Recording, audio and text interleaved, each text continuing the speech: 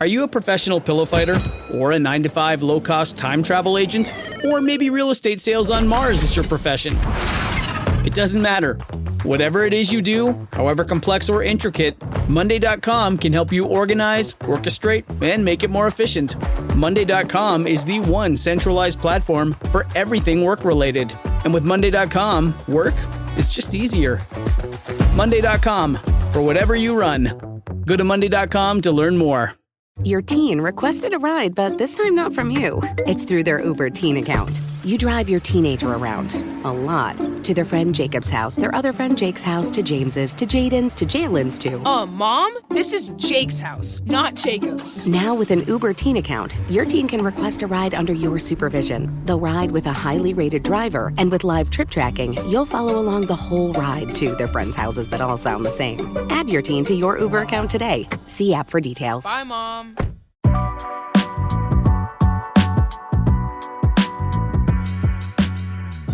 Welcome back to another episode of Investies. This week on Investies, we are going to do this episode a little different. We are going to share with you a conversation that I had a couple of weeks ago at the very first Arte, Libros y Cultura, an event that was brought to you by LATINAFest. It was a day where we immersed in culture, books. We got to meet some of our most favorite Latina authors. We got to listen to some inspiring panels and get involved in some educational activations, as well as listening to some spoken word poets. I'm excited to share the conversation I had with Gina Zapanta on wealth building. But before we get into that, I'm going to update you on the market. I am recording this early in the week on a Tuesday, so I did want to give you an update that as of recording this, I do not know what Fed Chair Powell's decision is. You, however, already have that information. And so I will be sure to break down the market next week, to break down what the Fed's decision was. We'll have an entire conversation surrounding that topic and what the outlook is moving forward. As of today, Tuesday, the market has fully recovered and made an all-time high. I'm not sure if that high is going to sustain itself. We may see a little bit of a pullback here on September 17th. I'm not sure where the market will end, but as of this morning, the S&P 500 has made a full recovery and hit a new all-time high. It's always a great reminder that the market will always recover and historically has always recovered. Let's get into our conversation with the fierce Latina attorney, Gina Zapanta. Gina Zapanta has been an advocate for employees and injured people her entire career. As an appointed trustee on the Los Angeles County Employees Retirement Association Board of Retirement, she has adjudicated injured workers' claims and made our community a better place. You can find more information on Gina Zapanta at Gina Zapanta _ on Instagram, as well as her website, empoweredwithgina.com. My dad works in B2B marketing. He came by my school for career day and said he was a big ROAS man. Then he told everyone how much he loved calculating his return on ad spend. My friends still laugh at me to this day. Not everyone gets B2B, but with LinkedIn, you'll be able to reach people who do. Get a $100 credit on your next ad campaign. Go to linkedin.com/results to claim your credit. That's linkedin.com/results. Terms and conditions apply. LinkedIn, the place to be, to be. The Volvo XC60 plug-in hybrid is about performance. Not just on the road, but in life. With not only trunk space, but room to make memories. It's electric, with a backup plan, where the only speed that matters is how fast you can slow down. The Volvo XC60 plug-in hybrid. Performance where it matters the most. Visit volvocars.com/US to learn more. All right. Hi, everyone. Welcome. Hi, Linda. Hi. How are you? I feel so weird. Should we face each other? I know, right? We're like comadres, talking with comadres here. Okay, everyone. So I hope you do know who Linda Garcia is, and if you don't, you're going to be a massive fangirl the way I am. Linda Garcia is, among many things, the author of Wealth Warrior. And today we're going to talk about how we all can build wealth, especially for communities of color, especially Latinas, because none of us got financial literacy ever, and we're not going to get it either unless we get it ourselves. So Linda, why write this book? Because this book is extremely vulnerable. You talk about your story, and it's very raw, very vulnerable. Why write a book about it? I think the rawness and the vulnerability of the book was something that was really important because money is very raw and it is very vulnerable, most especially when you don't come from money, when you're rooted in scarcity mindset, perhaps, a child of immigrants. Our perception of money is completely different from someone that has money growing up. And so it was really important for me to expose myself in that way so that I could build a relationship with my reader, one that they knew they could trust me as I was guiding them through this process. We continuously hear over and over that the stock market is dangerous, that you have to be well off to invest, it's high risk, all of these things. And so it was just really important for me to build that emotional trust first. When you start the book, you address the trauma, the money trauma we all have, and you just alluded to that. All of us, whether we know it or not, I think we all know we have a very broken relationship with money. We hear the word money and we're like, it's scarce. We don't think it's for us. Talk about the trauma and how you talk about people needing to address their own journeys. So it's really important for us as we are looking to build generational wealth or understand the way money works, that we first understand our own relationship with money. And as Gina just mentioned, we each have a relationship with money. And if we're not identifying how our relationship is broken, then we're not going to be able to fix it. I have this understanding that it doesn't matter how much financial literacy you take in, if you're not actually building and working through your scarcity mindset and your relationship with money, you're not going to be able to really step into the space of investing. It's just a form of investing in yourself. I really believe that healing and working on our shadows and where we fall short really takes you further. And so on that note, what was your money trauma? Like, what was your background? Because it's so relatable to so many people in our community, just so people can understand where you started from. Absolutely. So my parents were both immigrants. My mom, when I was young, she would clean houses. And she would also take care of children. She would sell tacos dorados at a fábrica, and then she would work the night shift at that fábrica. So she was working 4 jobs just to be able to, earn a living. And my father was working, trying to make it to be a waiter. He was washing dishes and hopeful that he would be able to work his way through the ranks in a restaurant, in the restaurant industry.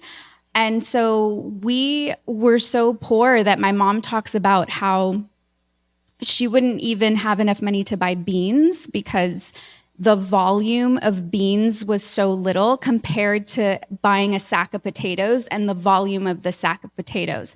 So we would always eat tacos de papa, just to give you an idea of where we were. We were living in affordable housing, which was such a great resource for us. And we were in deep scarcity, and I could feel my mom continuously worried about money. And it was very stressful growing up like that. So, and there's a lot to the book, and I wish you could talk a lot more about it, but you started in that position, and like hopefully many of us do, we start elevating, we get a job that pays more than our parents make and people around us make. Talk about the shame of money. You talk about that in the book, which is a huge thing, which I think limits our community from actually excelling. Absolutely. So the shame I really learned from my mom. When my mom was cleaning houses, she eventually let go of everything else and really started focusing on cleaning houses and building clientele. So she started taking the experience more seriously and like an entrepreneur would. And she built strong clientele. She would mostly clean houses in Laguna Beach.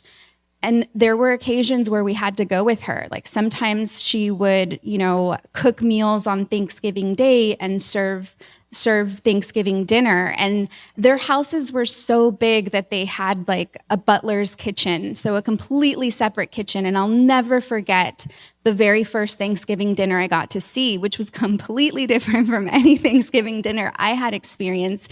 And I remember they had the 2 doors that swing back and forth. And so every time she would go through, I just sat myself in this position where I could see straight into the dining room.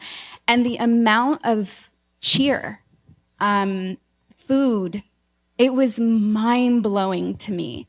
And I thought to myself, I always get emotional when I remember this, because I thought to myself, like, I want that. Why can't I have that? Why am I here in this kitchen watching another family experience that? And at that point, I knew I want to be this well off. I want to be well off enough to have these types of experiences. And I started to become very ambitious. And my mom, despite her being very ambitious as well, there was something about my ambition that triggered her. And I think she saw herself reflected in me, but to another height. And so as she watched me talk about wanting to be rich, it would really bother her. So she would like try to shut me down and dim my light. So I really had to work through that as an adult to try and show up as my full self without any shame, which still till this day is something I have to work on, Absolutely. And I'm a lawyer, so I too am in spaces where people don't look like me. And I too very much struggle with, well, not so much, I've worked extremely hard on this, not making myself smaller and not being ashamed or embarrassed to say, I want to make money. I want to be wealthy. I am wealthy, right? Why can't we say that? You address that very well as people not wanting to seem greedy, because then you are partaking in the system that has, traditionally oppressed our communities. Let's talk about greed. This is so important. I really want us to grasp this, because as I was working through the process of even coming out publicly that I was invested in the stock market, that was such a big step for me, because I was afraid to receive criticism for being invested in the market. And I was a content creator, and I was creating content on a completely different topic. And I really had this strong desire to want to create content surrounding the stock market. And as I made this pivot, I would question my higher self. Like, I love questioning my higher self. I think that we have the most, important piece of equipment, which is our brain. And our brain's entire task is to solve problems. And you can give your brain any task to solve, any problem to solve. Of course, you may not know the answer right away, but your brain doesn't forget that you're focusing on how to solve the problem, and it'll come up with an answer. So I asked my brain, am I greedy? Am I greedy if I start to talk about the stock market? And if I'm not greedy, then explain to me how I'm not greedy, because I was in fear at the time to be perceived as greedy. And a few days later, my brain, my intuition, my spirit, whatever you want to call it, responded and said, greed is something that belongs to everyone. It is just like you feel anger, just like you feel jealousy, you feel greed. It's not related to anyone that has a higher socioeconomic level. It is the same with everyone. And my brain went further, or my spirit went further and said, why don't you look around and identify how you see greed within your own community?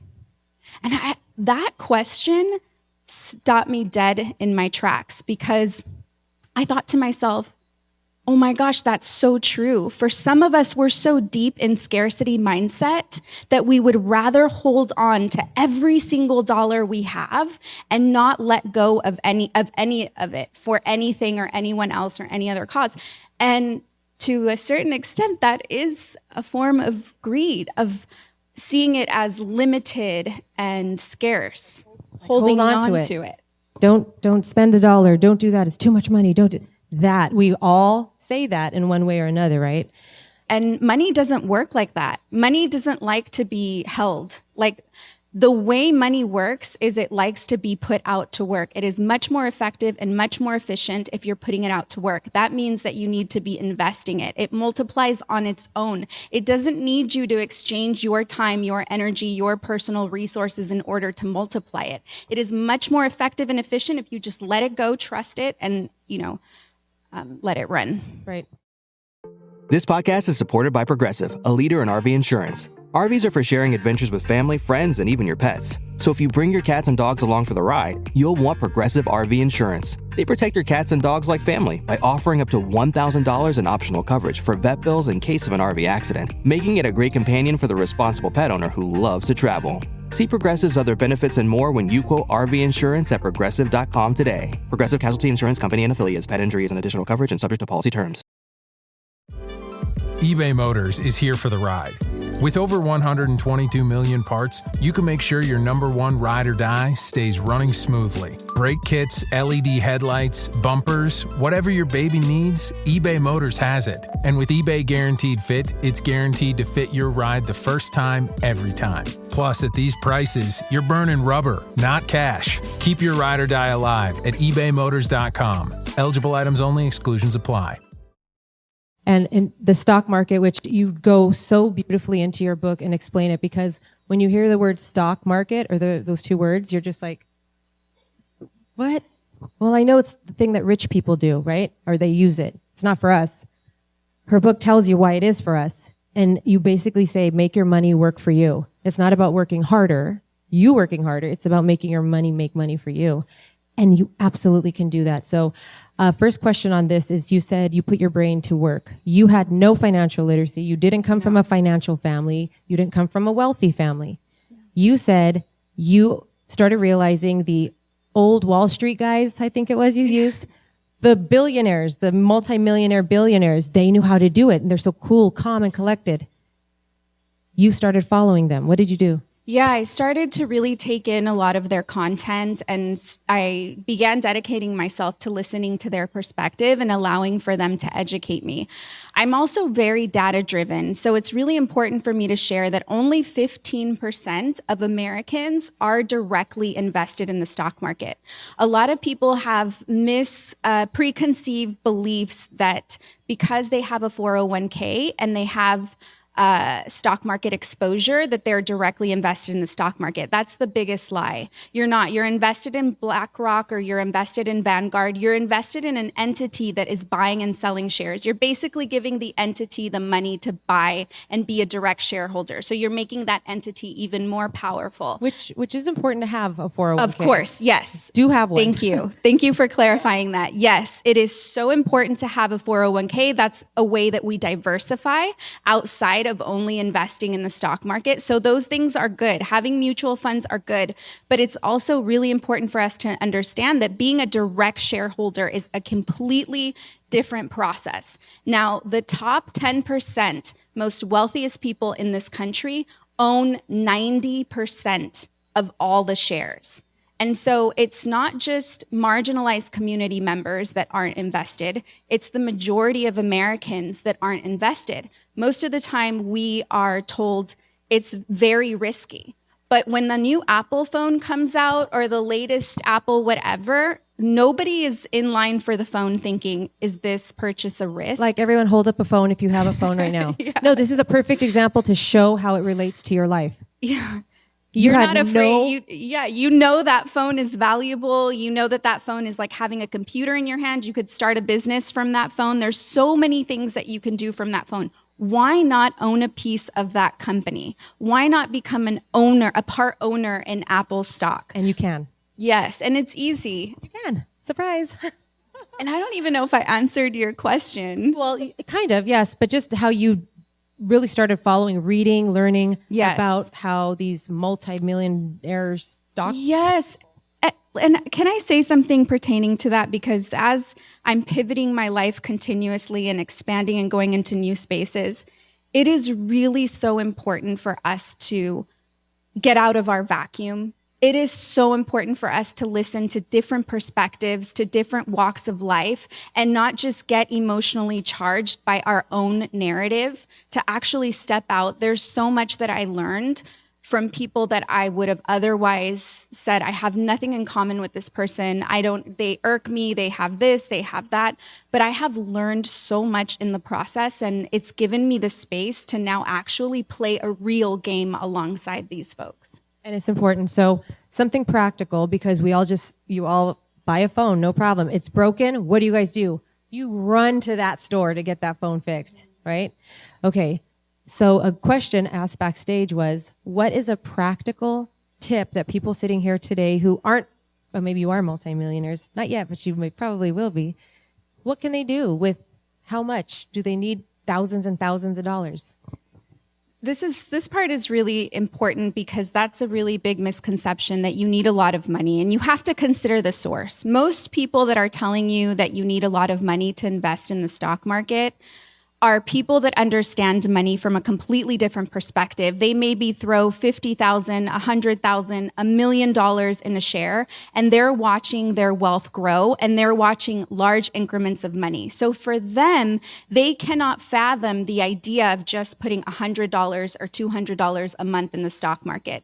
But the truth is that if that stock grows by 10%, over the course of the years by 20, 30, 40, 100%, then it will grow 100% for you too. That will be applicable to your money as well. When I first started investing, I started with $200 a month. I started with Netflix stock. $200 a month. It was a very big commitment for me at the time because I feared the market. I was learning to work through this process. And over the course of 3 years, I invested a total of $9,000. After my first year, I saw my money almost double, and I was like, this is a no-brainer. Instead of investing $200, I'm going to invest $400. So I started to really work through the emotional scarcity of investing. After that second year, nothing happened with my money. It didn't double, it didn't grow. That really taught me patience in the market. But after the course of 3 years, I invested a total of $9,000. And after 8 years, those $9,000 turned into $500,000. Yeah. And it was it was a big deal for me. But in hindsight, if I had a time machine, I'd go back and throw my entire check at it, you know? So what I want you to know is that it is accessible and that we need to start taking up the space and making these types of investments, because what starts to happen with us, it's great what happens in the bank. It's great what happens when our money is compounding and earning a rate of return. But I think what is so much more powerful is what begins to happen inside of our minds. We start to, this is science, by the way, we start to change. Our brain, when it learns something new, it hardwires itself in a completely different way. And so I started to see myself think completely different and experience completely different experiences that would have never happened had I never started investing. So that's important about the hard rewiring of the brain, because it's true. So talk about the power of language and how we talk to ourselves, because yes, say everyone in here is going to go on Google tonight, YouTube. It's all in your fingertips, literally. They're going to learn about it little by little, baby steps. But then what happens when they get freaked out and they're just like, I'm not good with money. I'm not good with money. I don't know what I'm doing. Linda doesn't know what she's talking about. I love what that. happens? So there's a little part of our brain, in the back of our brain, the size of a bean. It's called the reticular activating system. The reticular activating system has a job to process only 200,000 data bits of information. Right now in this room, there's 2 million data bits of information that are processing. So even though you all are watching what is happening here, every single one of you are taking in different pieces of information based on your reticular activating system. So someone might have heard a solution to their problem, someone else might have heard a bigger problem. What happens is that our reticular activating system protects us and tries to be as effective and as efficient as possible. And so if I am saying over and over, I cannot pay my phone bill, I cannot pay my phone bill, I cannot pay my phone bill, my brain will process a million ways for me to pay my phone bill. But it'll tell my reticular activating system will say, no, brain, Linda doesn't care about paying her phone bill. Linda cares about how she can't pay her phone bill. And so what will happen is you will start to receive evidence over and over and over again of how you cannot pay your phone bill. Have you ever been in an experience where the same thing keeps happening to you over and over and over? It is because your brain is focused on the same exact problem, and so you're going to get the same exact result. And so going back a little bit to being emotional. So again, you're going to learn, you're going to start investing. And that's different than saving money in a savings account in a bank, which I don't think you would advise people do. No. Do not. But you should. Were told, you can. Read her book. She'll talk about that too. But when you do start investing or you have your 401k and a life crisis happens, something comes and hits you in life, you need money. You talk about you and your husband were both unemployed at the same time and you were pregnant. Yeah. How did you, and you did not touch your investments? Yeah, so we both fell upon really hard times where any normal person would say, okay, this is the time to sell the stock. So at the time when we had this crisis, I got laid off. 2 weeks later, he got laid off. And 2 weeks after that, we find out that we're pregnant. And so our entire world kind of comes crashing down. We mitigated the problem as swiftly as we could. And remember, I had already been testing my mind. So I was saying to my mind, I'm not going to spend this money. The $9,000 had turned into $40,000. I'm not going to spend the $40,000. Brain, I need you to give me ideas on what else I can do to generate money, what else we can do, because I've made a commitment to my investment. And I talk about this in the book as well, making a commitment to your investment. I made a commitment to my investment that one day this money is going to be able to buy me a house. We were living in LA at the time, and everyone here knows that you can't, $40,000 is not going to buy you a house. So I made the commitment, and because of that commitment, I got to watch that stock grow to $500,000. And that money keeps giving me more money. I can't quantify it because I take what I've sold so far, the pieces that I've sold, and I invest it into other things. So how do you advise people when these life crises hit? Not to touch their 401k, not to touch the investments? Yeah, I would definitely go back and ask yourself to seek different ways to solve the problems that you have. We are such intelligent beings, and I think that we really underestimate our personal power. And also, if you believe in faith, if you have a faith, if you believe in God, also leaning into that space on being able to come up with much more creative solutions than being in your scarcity mindset and thinking that selling this investment is the right decision. Okay, so this is fine and all when you have some money to invest. So what do you tell people that have a job where they're stagnant? They're very just status quo. You go in, you clock out, that's it. That's going to make things a little more difficult. Sure. You talk about in your book when you were offered a promotion and you were just like, no, I can't take it because, again, the psychological thing we do to ourselves, like I'm not worth a promotion. And then the whole thing about I can't make money because then people will think I'm greedy and I'm selling out and it's not.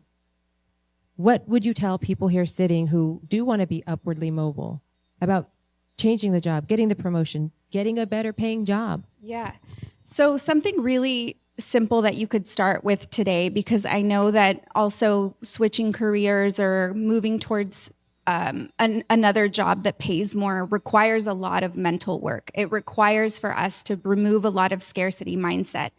And potentially you could start on Monday, but maybe you're not there yet. I would suggest looking into investing in the stock market. There's something that we call fractional shares that is relatively new, which means that you don't have to buy a full share in a publicly traded company. A full share can be anywhere from about $100, as an example. You don't have to pay $100. You could put $5 on it. You can decide how much you're going to pay, $25, $50. I would use that as an exercise so that you can then start to see how your money grows, start to see how the perspective changes from within. And as you start to understand and see money visibly growing through the process, your mindset begins to change because it changes. I'm not just speaking from my own personal experience. I'm also speaking from the experience of folks that have gone through, the work that I do, and I've watched their mindset change as well.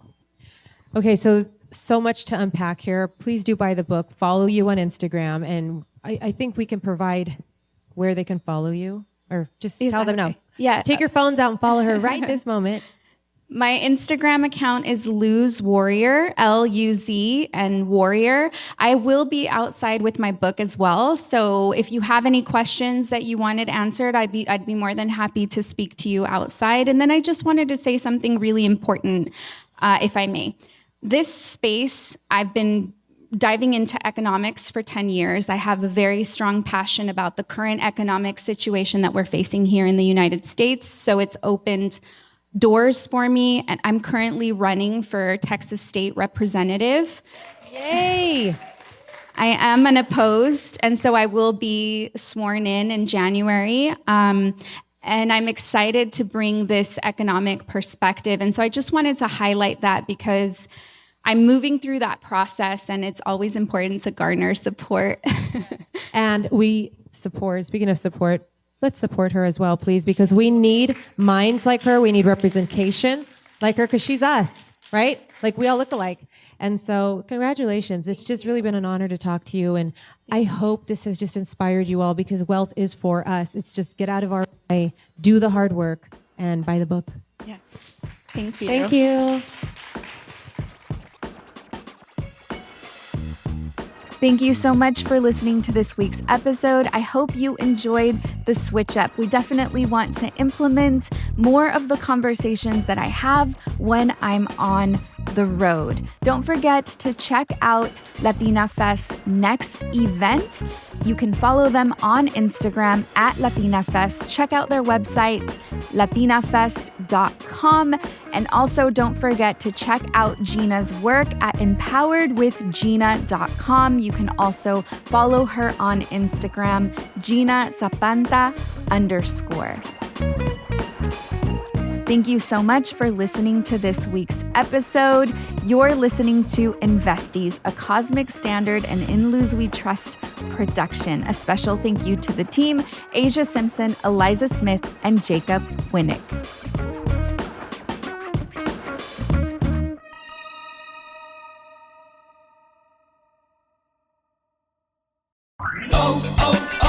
O'Reilly. You need parts? O'Reilly Auto Parts has parts. Need them fast? We've got fast. No matter what you need, we have thousands of professional parts people doing their part to make sure you have it. Product availability. Just one part that makes O'Reilly stand apart. The professional parts people. O'Reilly Auto Parts.